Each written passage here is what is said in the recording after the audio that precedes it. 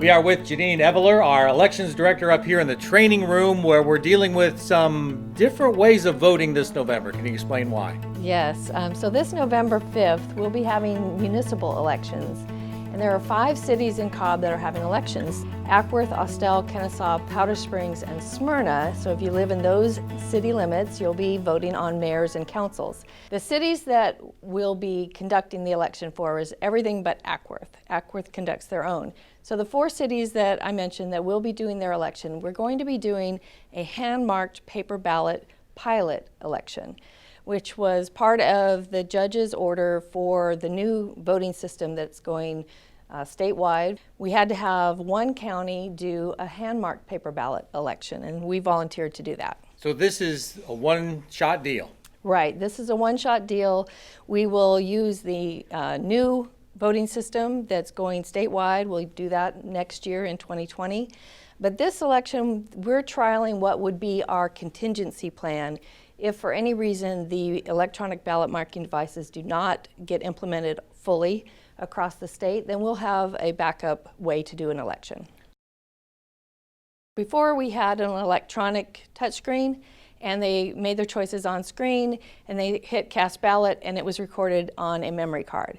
Well, this time they'll have a paper ballot. They'll mark it with a pen, just like we did 17, 18 years ago, yeah. Right? And so whatever is in their brain is going to go down on the paper, and they're going to mark their choices, and they're going to actually physically take it to a scanner and insert it, and that's where it's tabulated. And you mentioned it's crucial that they mark it properly.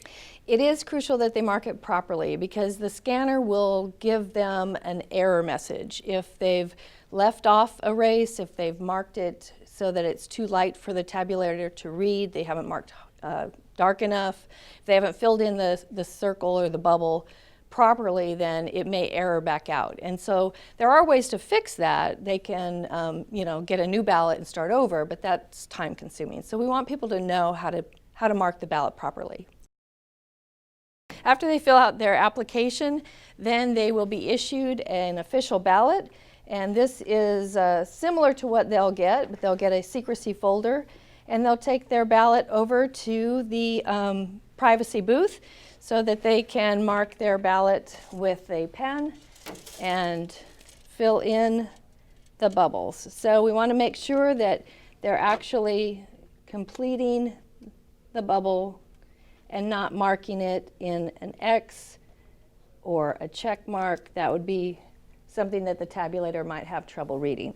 So making sure that it's a complete circled in bubble. When that is completed, in the case that they have finished their vote, they're going to take the ballot over to the scanner, insert it, and the scanner will read it and drop the ballot into the secure ballot box, which is locked all day long and sealed. If there is a problem with scanning the ballot, the screen will tell the voter what the issue is. The voter can decide that they want to go ahead and cast the ballot with that undervote. Maybe they didn't want to vote for council, only for mayor. They can choose to go ahead and cast that ballot, or have the ballot returned and they can fix the problem or get another ballot if they've made a mistake. There's another way for people to vote if they have special needs.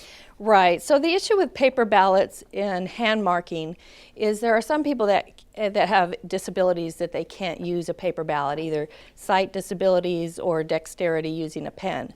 So we'll have one unit at each of the polling places that will be able to assist voters. And what they will get, if they come, when they check in, they'll get a card like the old touchscreen card that they will be able to take to one of these units over here, and this is inserted in this slot, and then the ballot will appear on the screen.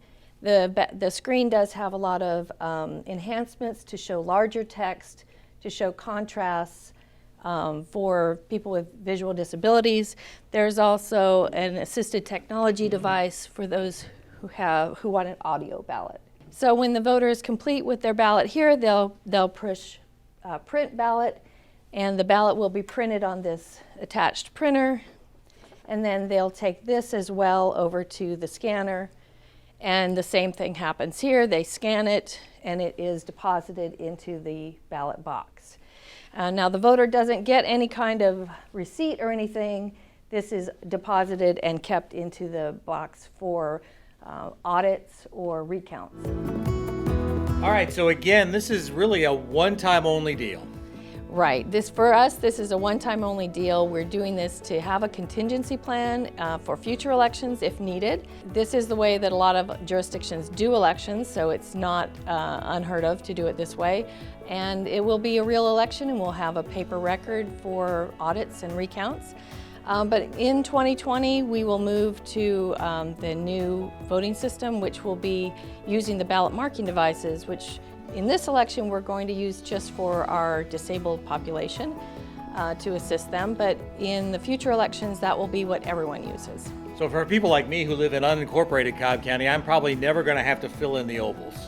Not as far as we know, yeah. This will be, you'll be using the ballot marking device next year in unincorporated Cobb County.